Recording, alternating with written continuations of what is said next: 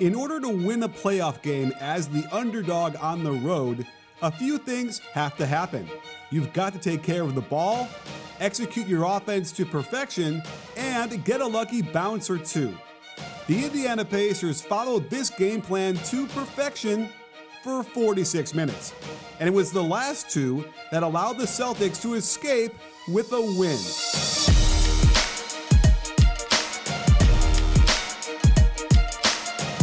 Check the game flow of this game, you'll see the Pacers really had control for much of it. And one thing you have to do in this situation is run clever offense that gets easy shots. And Indiana wasted no time entering to the wing, then back screening for Miles Turner. Aaron Baines had no idea what hit him, and they get the lob for the dunk.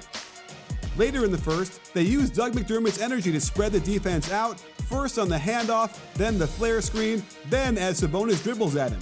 McDermott catches Tatum one step too high, backdoor cut, and the layup. You also need to attack mismatches in isolation when you have them. And here, they force a switch of Tice onto Bogdanović, who calmly takes his time, goes baseline before slowing his 1-2 jump to get space and hit the little runner. As the visiting team having to overcome a hostile crowd, a little luck is necessary as well.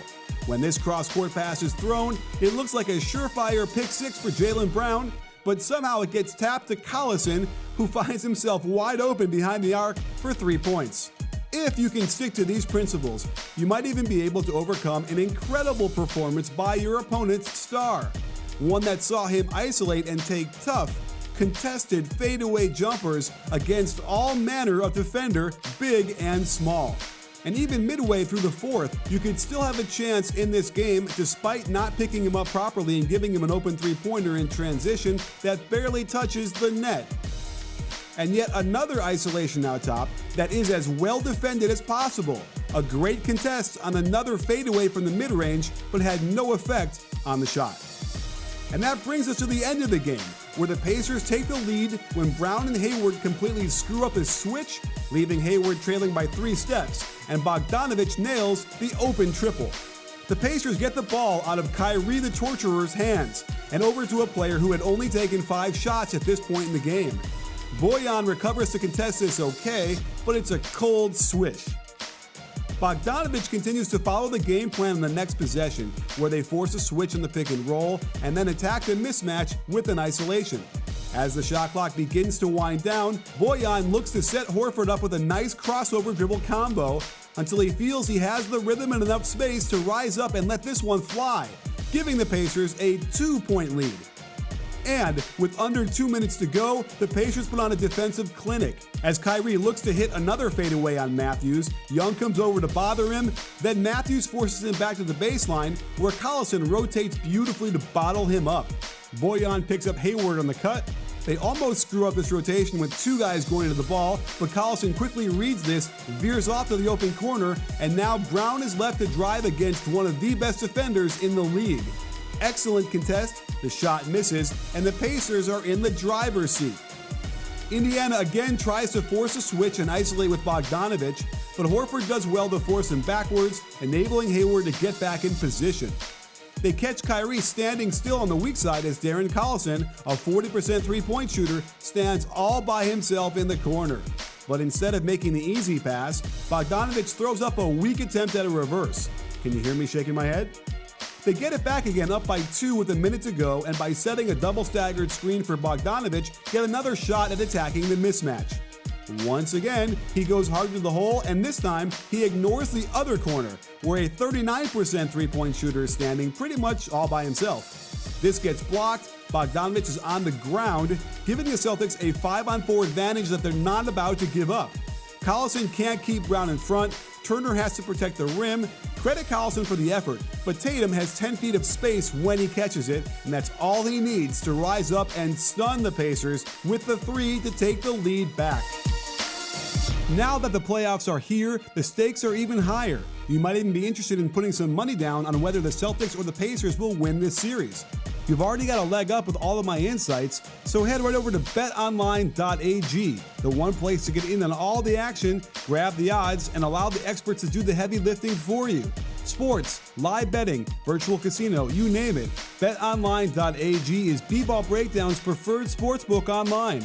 If you're feeling lucky and would like to support the channel, go to clnsmedia.com/bball and use promo code CLNS50 for a 50% sign-up bonus. That's clnsmedia.com/bball for a 50% sign-up bonus. BetOnline.ag, your online sportsbook experts. Indiana has a perfect 2-for-1 opportunity, and the Pacers want to get a shot off with around 35 seconds on the clock. Brad Stevens tells his defense he wants it out of Bojan's hands, so Horford steps up and forces him to pass. The fault in this alignment is that the natural flow of this set is to dribble handoff to the right wing. But this shouldn't be Matthews coming up to receive the ball. It should be Collison, who's much faster and is a point guard that could turn the corner, collapse the defense, and generate a good shot for someone. Hayward blows up the handoff nicely, and this flows back into a quick weave, but this type of shot is now way late, and the level of difficulty is indicated by the ball crashing off the backboard. There was still time to get a stop. Even if they give up 2 points, all is not lost. But what you are about to see is for mature audiences only. Bogdanovic shadows Irving long enough to get it out of his hands before he has to make a mad dash back over to Tatum. But wait a second. While all this was happening, check the weak side. For some inexplicable reason, Miles Turner switches onto Jaylen Brown. It's possible that Brown got behind Horford, and when he moved back up, Turner thought that Brown was Horford. So now nobody is actually guarding Horford. Collison was in position to help early, and it wouldn't have been as much of a problem if Turner was where he was supposed to be, between Horford and the basket. But this leaves Hayward all alone for the layup. I mean, what? So it's painfully obvious at this point what you can't do if you want to win a road playoff game as the underdog, right? Well, fasten your seatbelts, sports fans. The play design is to flare Bojan off a Miles Turner screen and throw it across the court like a lob. Turner has no idea this is the play and begins to move down into the lane. Bojan sees a screen isn't coming, but so what? The show must go on, man. Wes Matthews throws the pass like he's supposed to, but it goes to Marcus Morris instead. I mean, now can you hear me shaking my head? You still have a chance. Put the Celtics in the foul line and who knows, maybe they miss both and you can still tie it. But after a complete meltdown of miscommunication by the coaching staff on the last play, they do it again. Corey Joseph does not foul Hayward when he has the chance, and the entire defense looks like they've never played the game before. By the way, look at this switch by Young and Turner. Why does Matthews just leave his new man Horford like this without saying anything? It's the biggest reason they're so out of position, and by fouling here, the game is over. The Pacers have had some chances, and they've been able to slow the pace down and muck the game up enough to compete. But without question, this was their best chance to win the series. And going back to Indiana down 2-0 without their injured star means it's only a matter of time till the Celtics pull this out. I hope you enjoyed this video and it made sense to you as a coach, a player, and a fan. Please give us a thumbs up and comment down below.